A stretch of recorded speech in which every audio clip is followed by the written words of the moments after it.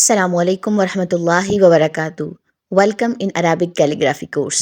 आज की क्लास में हम सीखेंगे काफ की मज़ीद दो इकसाम।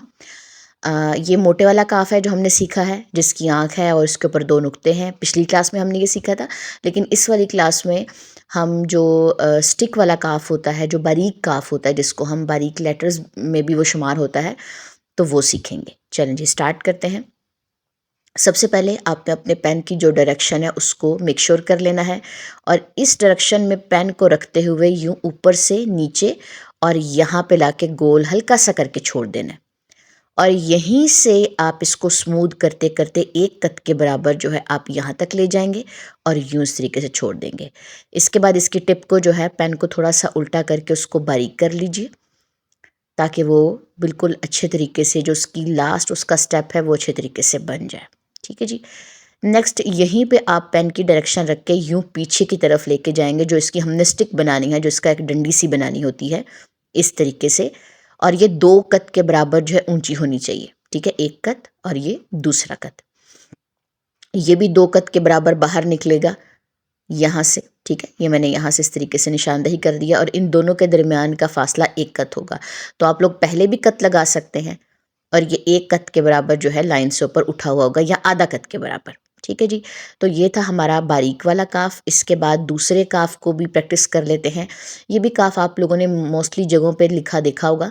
पहले लगाएंगे 5 कत, जैसे हम अलिफ के लिए लगाते थे, और इसके बाद आप इसके बराबर में एक इसका गुंबद हम बनाएंगे ऊपर को। ठीक है, ये गुंबद बनाने का तरीका देख लें।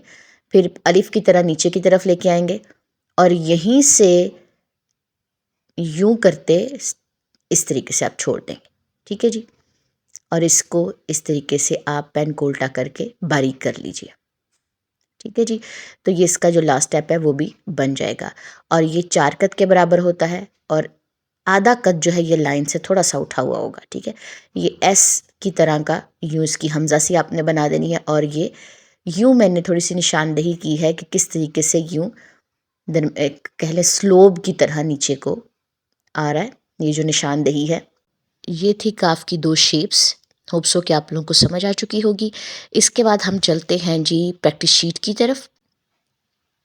प्रैक्टिस शीट आप लोगों ने लेनी है और उसके ऊपर रखना है जी बटर पेपर, वही जो तरीका मैं पिछली क्लास में बताती हूँ।